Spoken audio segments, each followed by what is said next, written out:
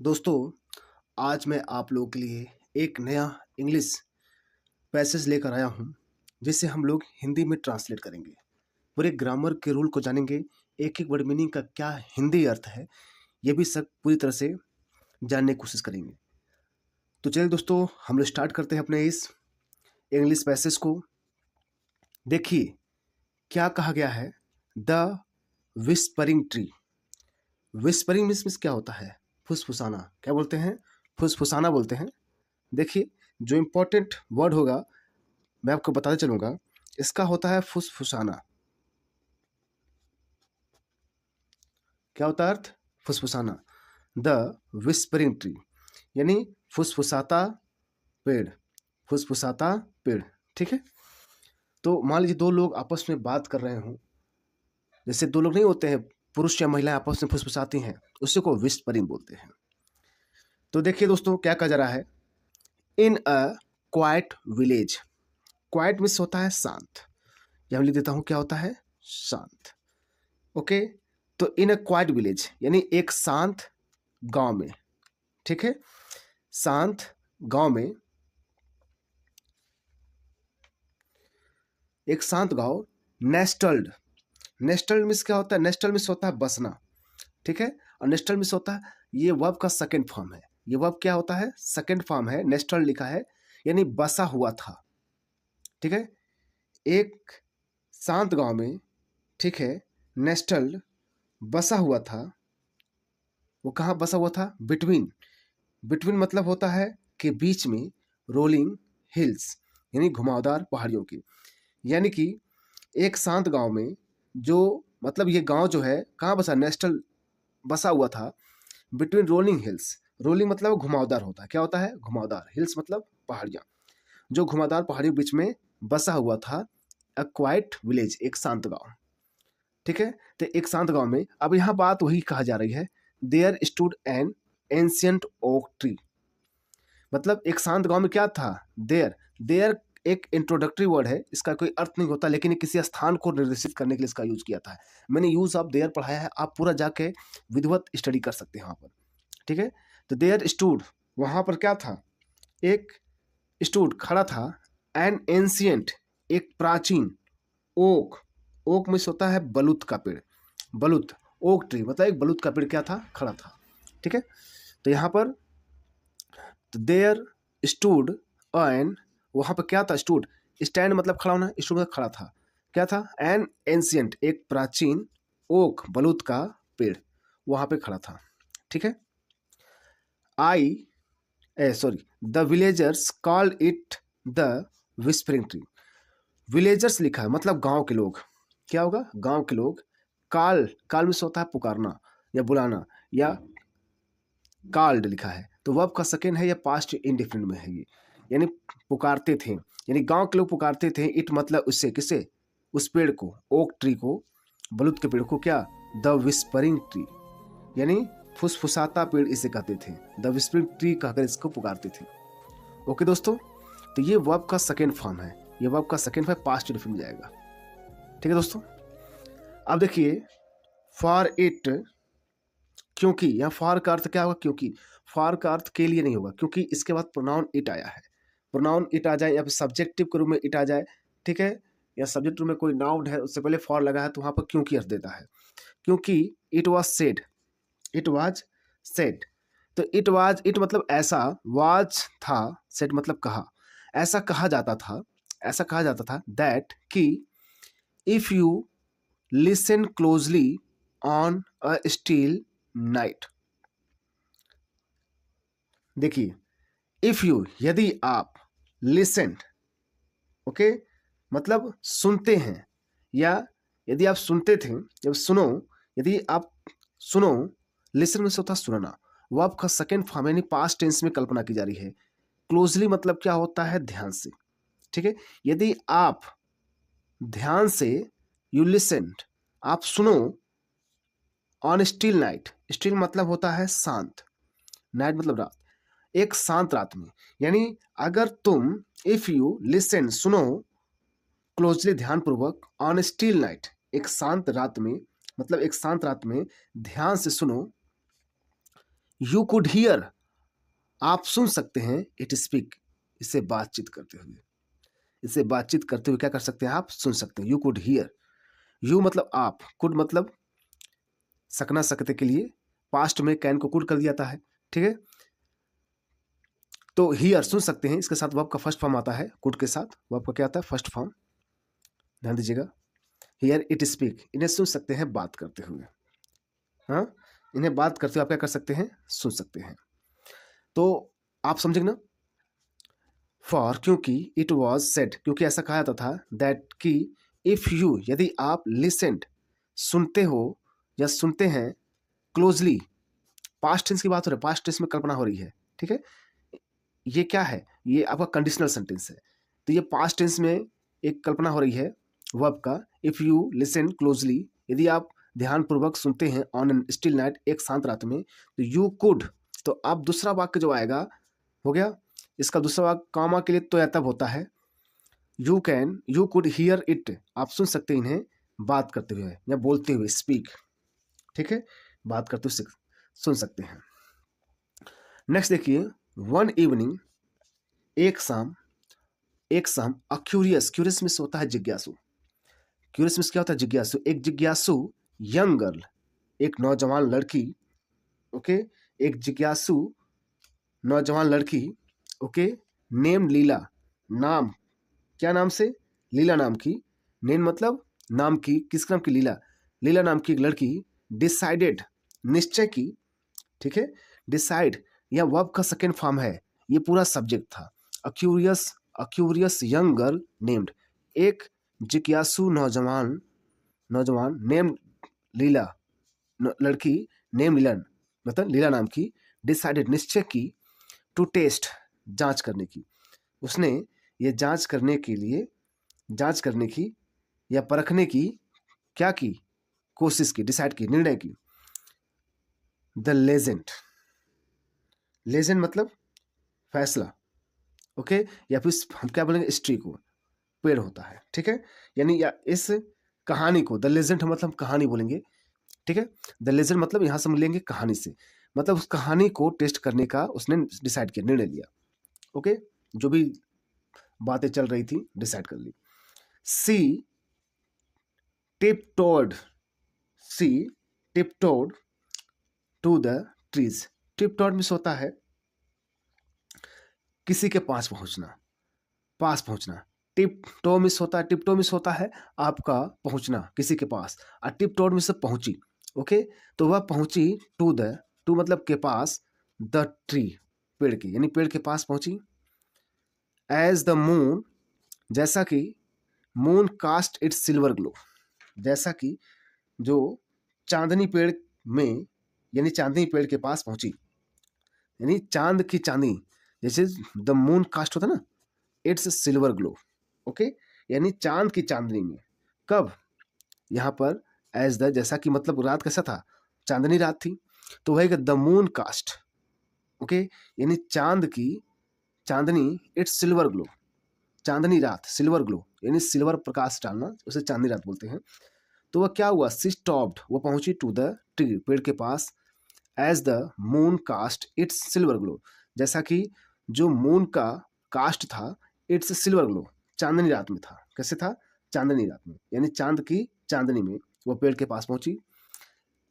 Pressing हर year, okay, pressing, pressing मतलब होता है कि किसी को धक्का देना या फिर प्रेस करना, ओके, तो अपने किसको प्रेस किया, अपने सर को, सर को प्रेस की, हर अपने कान को, सॉरी हियर, अगेंस्ट, अगेंस्ट मतलब के पास होगा, यहाँ पर के विरुद्ध नहीं, के पास होगा, ओके, इट्स रफ बार्क, इस रफ बार्क मतलब होता क्या, उसके खुरदरी छाल, रफ बार्क मिस होता छाल होता है, रफ मिस खुरदरी, उसके खुरदरी छाल के पास क्या हुई, अपने ईयर कान को ले गई, okay.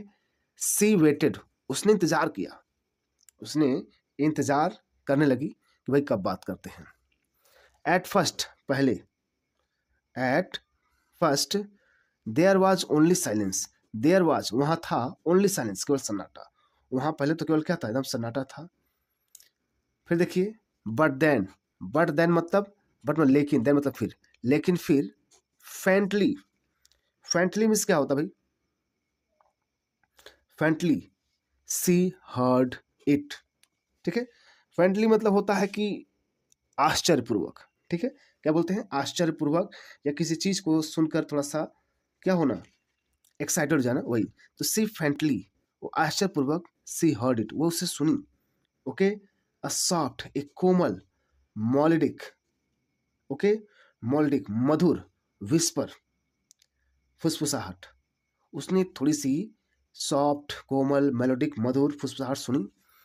Find the key beneath the root, okay,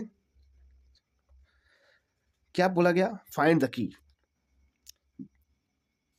ढूंढो क्या? द की, चाबी, beneath the roots, beneath the roots मतलब क्या है? जड़ों के नीचे, यानी जड़ों के नीचे क्या? चाबी ढूंढो, beneath the roots. Find the key यानी चाबी ढूंढो, बीनीथ, बीनीथ मतलब के नीचे, द रूट्स मतलब किसके? जड़ के नीचे। तो ये विस्परिंग चल रही थी, ठीक है। The tree murmured, okay, the tree murmured, murmured means क्या होता है भाई? धीरे से बोलना। क्या होते हैं? धीरे से। ट्री ने मॉमर्ड किया, धीरे से बोला। लीलाज हर्ट रेस्ट, लीला के हृदय क्या होगी? हर्ट, लीलाज हर्ट, लीला के हृदय रेस्ट, रेस्ट करने लगा, मतलब धड़कने लगा, हो गया, धड़कने लगा। सी डग केयरफुली, सी डग, उसने क्या किया? उसने डग, डिग का सेकेंड फॉर्म डग होता है। क्या होता है? डग। तो वो क्या करने लगी? खोदने लगी, केयरफुली, ध्यानपूर्वक, under the trees massive roots, under मतलब होता है कि नीचे, किसके? ट्रीज, ट्रीज के मैसिव, विशाल, विशाल रूट्स, विशाल रूट्स मतलब क्या हुआ? विशाल रूट्स, जड़ों, विशाल जड़ों, रूट्स में जड़ होते हैं ना, जड़ों के नीचे वो क्या करने लगी? वह खोदने लगी, okay, under the trees. And और फाउंड ए स्मॉल, और पाई अ स्मॉल रस्टेड की, ओके, रस्टेड की मतलब होता है जंग लगी, रस्टेड जंग लगी हुई। फाइंड अ स्मॉल, वह पाई, फाइंड नहीं फाउंड है, तो फाइंड का ही सेकेंड फॉर्म है, क्योंकि पूरा कहानी पास्ट में है। तो फाउंड ए स्मॉल रस्टेड की, वो क्या हुआ? एक रस्टेड की पाई, ओके, ध्यान दीजिएगा, एक रस्टेड की पाई, जंग लगा हुआ। नेक्स्ट देखिए, द नेक्स्ट डे, अगले दिन, सी सर्च्ड, ओके, अगले दिन सी सर्च्ड, उसने, जो इस लड़की ने, क्या हुआ? सर्च्ड, सर्च में से ढूंढना, सब में ढूंढी, ढूंढी, क्या ढूंढी? The village for a lock, the village for a lock, ठीक है, द विलेज। देखिए क्या कह रहा है? सी सर्च, उसने ढूंढा, द विलेज, पूरे गांव को, यहाँ का अर्थ होगा पूरे गांव से, the village for a lock, एक ताला ढूंढा, ठीक है, दैट मैच्ड इट, जो यहाँ पर, क्योंकि लॉक की बात हो रही है तो यहाँ पर कैसा निर्जीव चीज है, तो यहाँ पर निर्जीव चीज के लिए क्या रिलेटिव प्रोनाउन दैट होगा? दैट मैच्ड इट, जो मैच कर रहा था, जो एक जैसा दिख रहा था, ठीक है, मैच्ड इट, ओके, दो मतलब जो चाबी से मेल खाता था, वो ताला ढूंढी, ओके। फाइनली, अंततः या आखिरकार, in the attic of her grandmother's house, okay, attic मतलब होता है अटारी, ओके, तो इन द अटारी, इन द एटिक मतलब अटारी में, ऑफ हर ग्रैंड्स मदर, अपनी दादी माँ के घर के, हाउस, दादी माँ के घर के, घर के हाउस के अटारी में, यानी घर की अटारी में दादी माँ के, ध्यान दीजिएगा। सी डिस्कवर्ड, उसने पाया या खोजा, एन ओल्ड चेस्ट, एक पुरानी संदूक, उसे एक पुराना संदूक मिला। She discovered an old chest, chest में संदूक होगा, ठीक है, चेस्ट, तो उससे एक पुराना क्या मिला? संदूक मिला। The key fit perfectly, the key fit perfectly, और जो की था फिट था, फिट, फिट मतलब क्या हुआ? जो बिल्कुल लग जाए, परफेक्टली, जो पूरी तरह से क्या जाए, फिट हो जाना था, चाबी उसमें बिल्कुल फिट हो गई। इनसाइड मतलब उसके अंदर सी फाउंड अ लेटर, उस संदूक के अंदर उसने क्या पाया, एक लेटर पाई। It was from her great grandfather, और वो क्या था, वह था फ्रॉम हर, उसके ग्रेट, महान ग्रैंडफादर का, दादाजी का, ठीक है। यानी उससे एक पत्र मिला और उसके परदादा था, ग्रेट ग्रैंडफादर उसके परदादा का था, ठीक है। A man she had never met, a man मतलब वह आदमी, सी है जिससे, she had never met, had मतलब पास्ट की कहानी है, हैड के साथ वो आपका थर्ड फॉर्म, मिट का मेट, जिससे वो कभी नहीं मिली थी, नेवर मतलब कभी नहीं मिली थी। द लेटर, वह पत्र, spoke of a hidden treasure buried near the whispering tree. अब देखिए, the letter spoke of a hidden treasure buried near the whispering tree, मतलब यहां पे ध्यान दीजिएगा, यहां पे कहा जा रहा है कि द लेटर मतलब पत्र में, स्पोक, स्पीक मतलब बोलना, इसका सेकंड स्पोक होता है, मतलब जिक्र होना, किसके बारे में जिक्र था, ऑफ हिडन, एक छुपे हुए ट्रेजर, खजाने का जिक्र था, एक छुपे हुए खजाने का जिक्र था, ठीक है। ट्रेजर बोलते हैं, ट्रेजर, ट्रेजर में से होता है खजाना, उसमें एक छिपे खजाने का जिक्र था।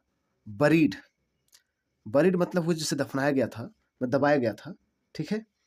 नियर, नियर मतलब के पास, द विस्परिंग ट्री, यानी जो पेड़ विस्परिंग कर रहे थे, फुसफुसा रहे थे, उसके पास, ठीक है दोस्तों।